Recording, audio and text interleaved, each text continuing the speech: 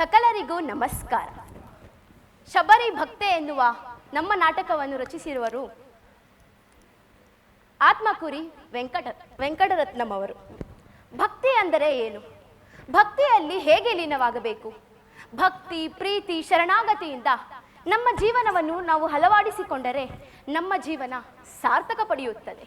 ಭಕ್ತಿ, ಪ್ರೀತಿಯಿಂದ ನಾವೇನೇನೆಲ್ಲವನ್ನು ಗೆಲ್ಲಬಹುದು. ಭಕ್ತಿ, ಪ್ರೀತಿಯಿಂದ ನಿಜವಾಗಿಯೂ ನಮ್ಮಲ್ಲಿ ಆ ಭಕ್ತಿ, ಪ್ರೀತಿ ಇದ್ದರೆ ಆ ಭಗವಂತನೇ ಪ್ರತ್ಯಕ್ಷನಾಗುತ್ತಾನಂತೆ.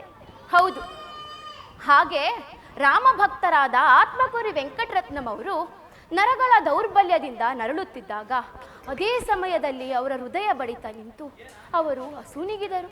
ಆಗ ವೈದ್ಯರು ಕೂಡ ಸಹಾಯಕರಾದರು. ಆದರೆ ಅಸೂನಿಗೆ 8 ಗಂಟೆ ಆದರೂ ಅವರ ದೇಹ ಬಿಸಿ ಅಂದರೆ ಗಾವಾಗಿರುತ್ತದೆ. ಆಗ ವೈದ್ಯರು ಆಶ್ಚರ್ಯ ಆದರು. ಅಸೂನಿಗೆ 8 ಗಂಟೆ ಆದರೂ ಅವರ ದೇಹ ಬಿಸಿಯಾಗಿದೆ ಎಂದು. ಇನ್ನೇನು ಆ ದೇಹವನ್ನು ತೆಗೆದುಕೊಂಡು ಹೋಗಬೇಕು ಎನ್ನುವಾಗ ಆ ದೇಹದಿಂದ ರಾಮ ರಾಮ ಎಂಬ ಶಬ್ದ ಕೇಳಿ ಬರುತ್ತದೆ. ಆಗ ವೈದ್ಯರು ಪರೀಕ್ಷೆ ಮಾಡಿದಾಗ ನಾಡಿ ಮಿಡಿತ ಮತ್ತೆ ಚಲನವಾಗತೊಡಗುತ್ತದೆ. ನೋಡಿದರಾ, ಆ ರಾಮನ ಲೀಲೆ ಅದಕ್ಕೆ ಹೇಳುವುದು ಬಿಡಿ. ರಾಮನಾಮ ಜಪದಿಂದ ಮರುಜನ್ಮ ಪಡೆದ ಅವರು ಭಕ್ತೆ ಶಬರಿ ಎಂಬ ನಾಟಕವನ್ನು ರಚಿಸಿದ್ದಾರೆ. ಇದು ಸತ್ಯಕಥೆ, ನಿಜವಾದ ಘಟನೆ. ಬನ್ನಿ, ಈಗ ಈ ನಾಟಕ ನಿಮ್ಮ ಮುಂದೆ ನೋಡಿ ಆಶೀರ್ವದಿಸಿ.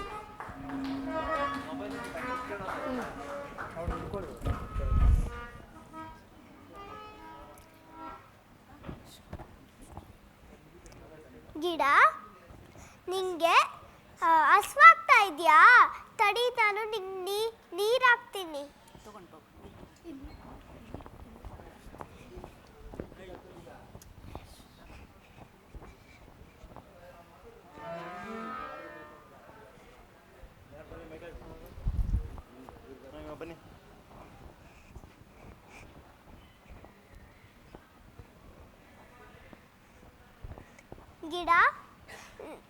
ಗಿಡ, ನಿಂಗೆ ಚಳಿ ಆಗ್ತಾ ಇದೆಯಾ? ತಡಿ, ನಾನು ನಿಂಗೆ ನಮ್ಮ ಅವ್ವನ ಸೀರೆ ಎತ್ಕೊಂಡು ಬಂದು ಹೊತ್ತಿಸ್ತೀನಿ.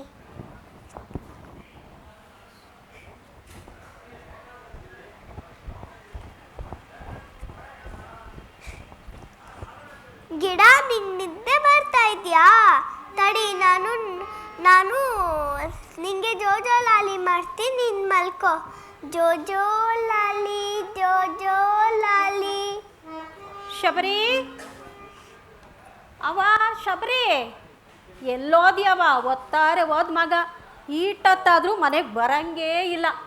ಅಲ್ಲ, ಈ ಮಗಿಗೆ ನಾ ಗೀನಿಗೆ ಹೇಳ್ದಂಗೆ ಹೇಳ್ತೀವಿ ಮಗ, ಆ ಗುಡಿತವ ಹೋಗ್ಬೇಡ ಮಗ, ಅವ್ರು ನಮ್ಮನ್ನು ಸೇರಿಸ್ಕೊಳಕ್ಕಿಲ್ಲ, ನಾವು ಕೀಳು ಜನ, ನಮ್ಮನ್ನು ಹೊರಗೆ ತಳ್ತಾರೆ ಅಂತ.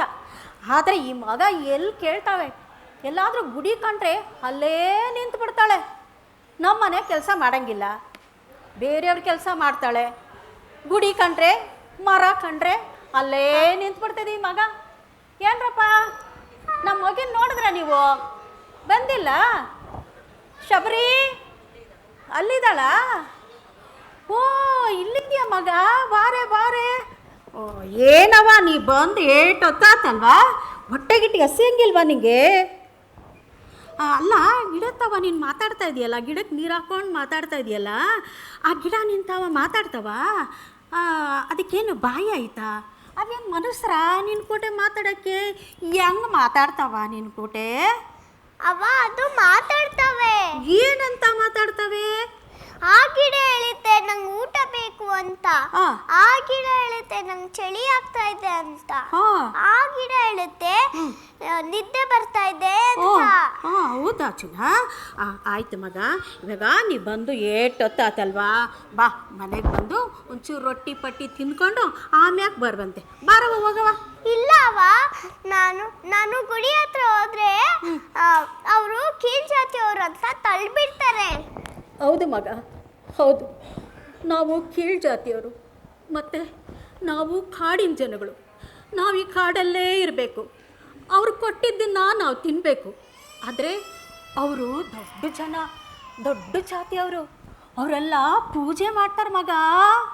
ಹೌದಾವ?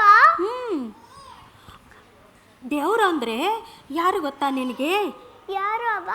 ದೇವ್ರು ಅಂದರೆ ನಮಗೆ ಊಟ ಬಟ್ಟೆ ಆಮೇಲೆ ಶಕ್ತಿ ಕೊಟ್ಟು ನಮ್ಮನ್ನೆಲ್ಲ ಬೆಳೆಸ್ತಾನಲ್ಲ, ಅವನೇ ದೇವರು.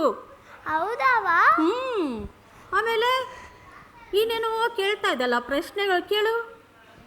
ಇವಾಗ ದೇವರಿಗೆ ಅಪ್ಪ ಅಮ್ಮ ಯಾರು, ಆಮೇಲೆ ಅವನು ದೊಡ್ಡ ಜಾತಿನ ಚಿಕ್ಕ ಜಾತಿನ ಅಂತ ಅವಾಗವಾಗ ಕೇಳ್ತಾ ಇದ್ದಲ್ಲ. ನೋಡು ಮಗ, ದೇವರಿಗೆ ದೊಡ್ಡ ಜನ ಚಿಕ್ಕ ಜನ ಅಂತ ಏನೂ ಇಲ್ಲ. ಅವನಿಗೆ ಅಪ್ಪ ಅಮ್ಮ ಯಾರೂ ಇಲ್ಲ, ಎಲ್ಲ ನಾವು ಮನುಷ್ಯರು ಮಾಡ್ಕೊಂಡಿರೋದಯ್ಯ. ಆಮೇಲೆ ದೇವ್ರನ್ನ ಹೆಂಗೆ ಮಾಡ್ತಾರಂದರೆ, ಈ ಕುಂಬಾರ ಇದ್ದಾನಲ್ಲ, ಅದೇ ಮಡಿಕೆ ಮಾಡ್ತಾನಲ್ಲ, ಅವನು ಮಡಿಕೆ ಮಾಡುವಾಗ ಮಣ್ಣು ತಂದುಬಿಟ್ಟು ಒಂದು ಬೊಂಬೆಯೇ ಮಾಡ್ತಾನೆ. ಆಮೇಲೆ ಈ ಬಡಿಗ ಇದ್ದಾನಲ್ಲ, ಅವನು ಬಂದುಬಿಟ್ಟು ಗುಡಿ ಕಟ್ತಾನೆ. ಆಮೇಲೆ ಗಾಣಿಗ ಇದ್ದಾನಲ್ಲ, ಅದೇ ಎಣ್ಣೆ ಆಡಿಸ್ತಾನಲ್ಲ, ಅವನು ಎಣ್ಣೆ ತರ್ತಾನೆ. ಆಮ್ಯಾಕೆ ಪೂಜಾರಿ ಬಂದು ದೀಪ ಹಚ್ತಾನೆ. ಗೊತ್ತಾಯ್ತಾ? ಬಾ ಮಗ, ರೊಟ್ಟಿ ಬೇಡ, ಹಾಲಾರ ಕುಡಿದು ಬರುವಂತೆ. ಬಾ ಮಗ, ಗೊತ್ತಾತು? ಇಲ್ಲ ಅವ, ನಾನು ದೇವ್ರ ಹತ್ರ ಹೋಗ್ಬೇಕು. ಅಯ್ಯೋ ದ್ಯಾವ್ರೇ, ಇವಳಿಗೆ ಹೆಂಗೆ ಹೇಳಿ ದ್ಯಾವ್ರ ಹತ್ರ ಹೋಗ್ಬೇಕು ಅಂತಳಲ್ಲ. ಮಗ, ನಾನೊಂದು ಮಾತು ಹೇಳ್ತೀನಿ, ಹಂಗೆ ಮಾಡ್ತೀಯಾ? ನೋಡು, ದ್ಯಾವ್ರಿಗೆ ಮಕ್ಕಳು ಕಂಡ್ರೆ ತುಂಬ ಪ್ರೀತಿ. ಆಮೇಲೆ ಮಕ್ಕಳು ಏನು ಕೇಳಿದ್ರು ದ್ಯಾವ್ರು ಕೊಡ್ತಾನಂತೆ.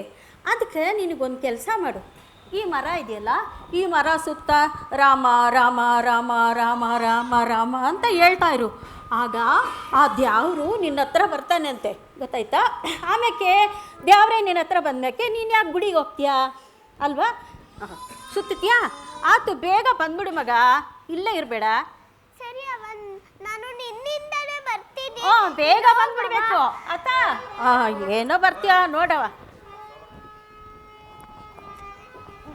ಗಿಡ, ನಿನ್ನ ಸುತ್ರೆ ರಾಮ ಬರ್ತಾನಂತೆ, ಬೇಗ ರಾಮ ಬರಂಗ್ ಮಾಡು. ರಾಮ ರಾಮ ರಾಮ ರಾಮ ರಾಮ ರಾಮ ರಾಮ ರಾಮ ರಾಮ ರಾಮ ರಾಮ ರಾಮ ರಾಮ.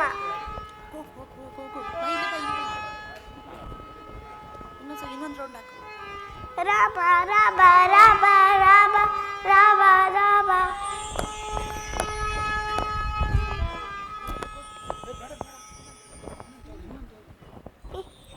ರಾಮ ರಾಮ ರಾಮ ರಾಮ ರಾಮ ರಾಮ ರಾಮ.